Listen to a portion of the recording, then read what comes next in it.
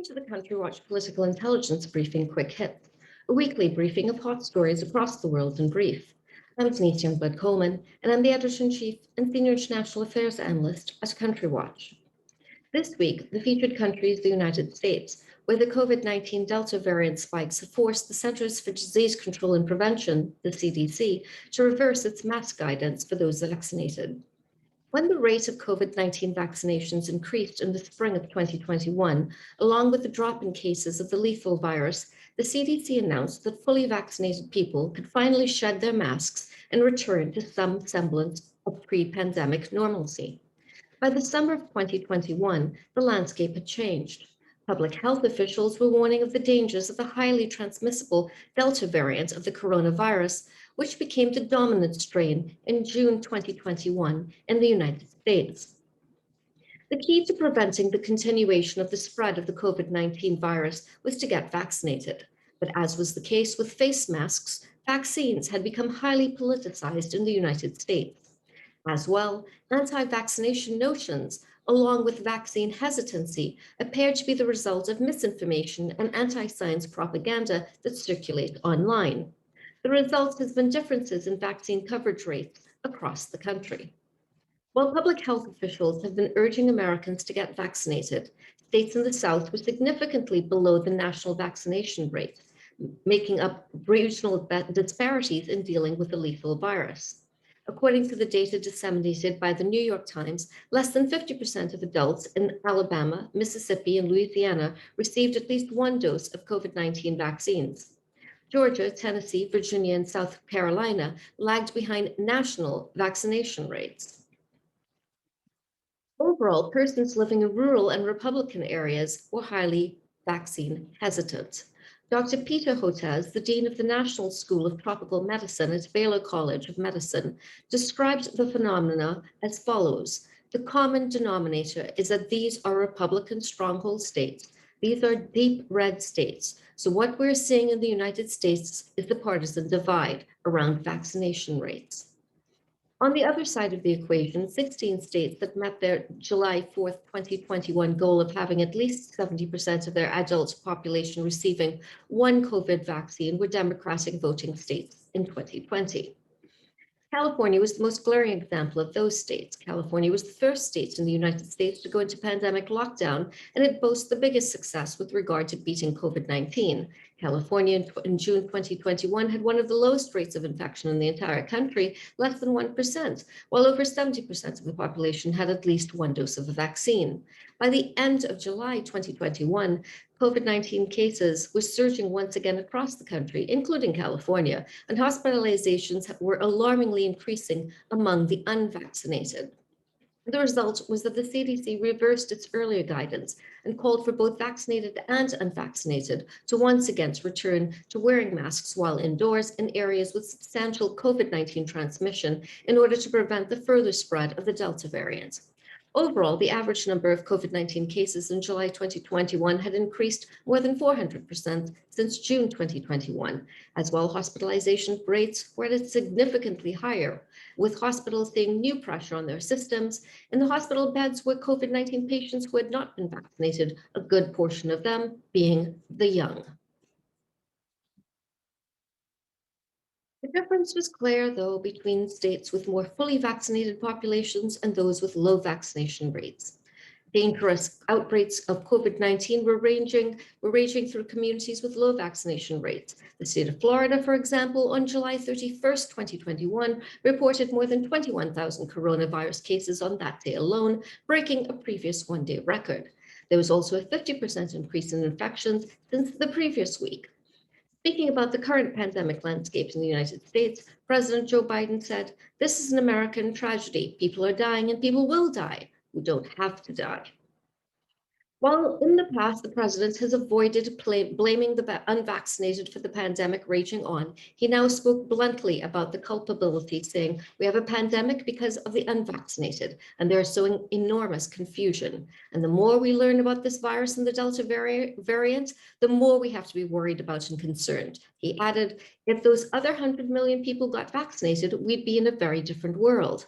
So get vaccinated if you haven't. You're not nearly as smart as I said you were."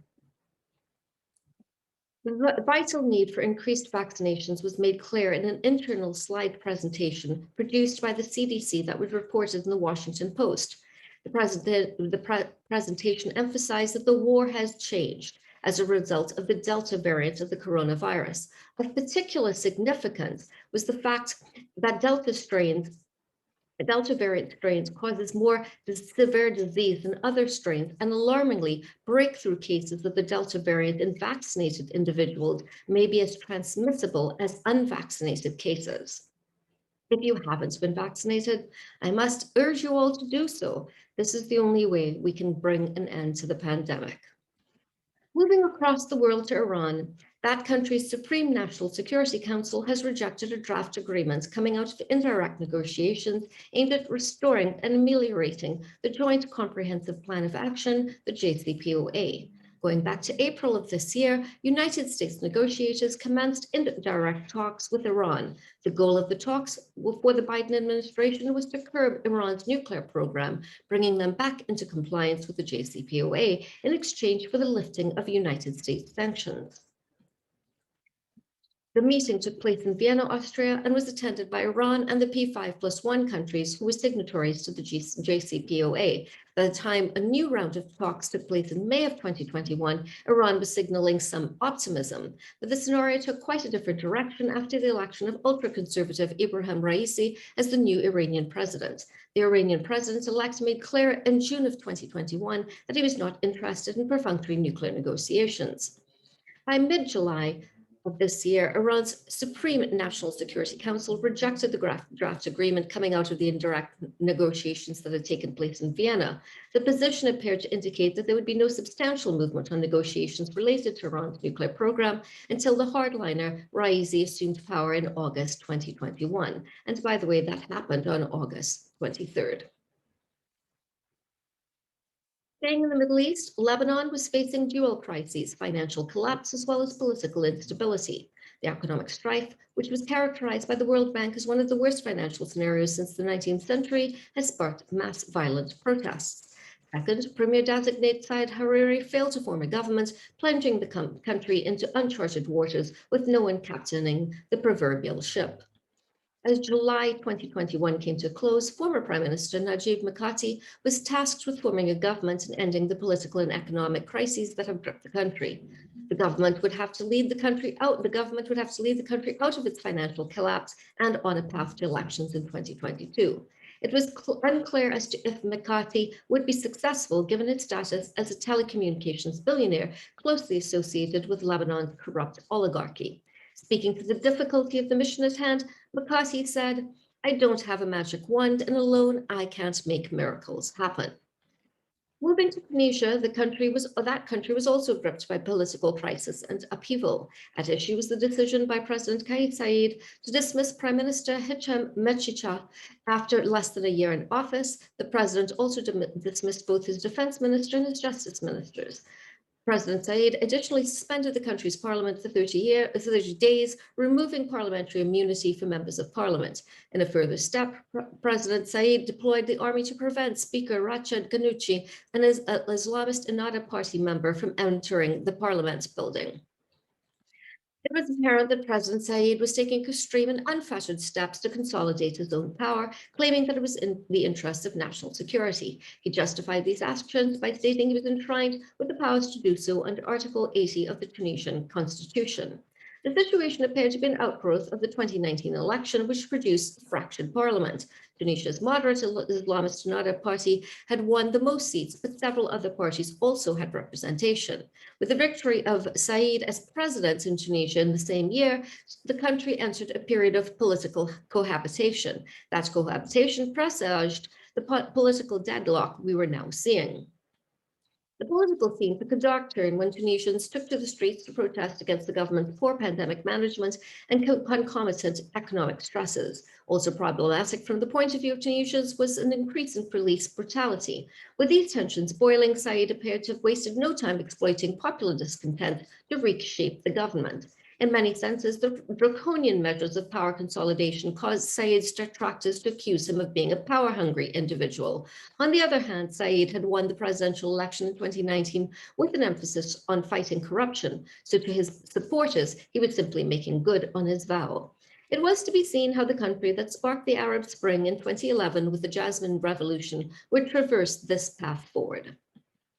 Next week, I'll be covering Belarus. On my agenda, the US President Joe Biden's meeting with the exiled Belarusian opposition leader, the Belarusian regime's draconian tactics against dissidents, the death of a Belarusian in Ukraine, quite possibly a murder, and a Belarusian athlete competing in the Tokyo Games being granted a humanitarian visa from Poland after refusing an order to fly home early. Also on my agenda for coverage, turmoil in Afghanistan after the exit of US forces, Bolsonaro facing political consequences in Brazil, President Biden acting against the crackdown in Hong Kong, and I'm also going to cover the latest revelations regarding Trump's intervention into the Department of Justice to try to overturn the results of the 2020 election in the United States. For more information about our political stories, read my political intelligence briefing. And for information about the prevailing pandemic, read my coronavirus report, both of which are accessible from the front page of the Country Watch website at www.countrywatch.com. Thank you for your time. Have a great day. And remember that we live in an interconnected world.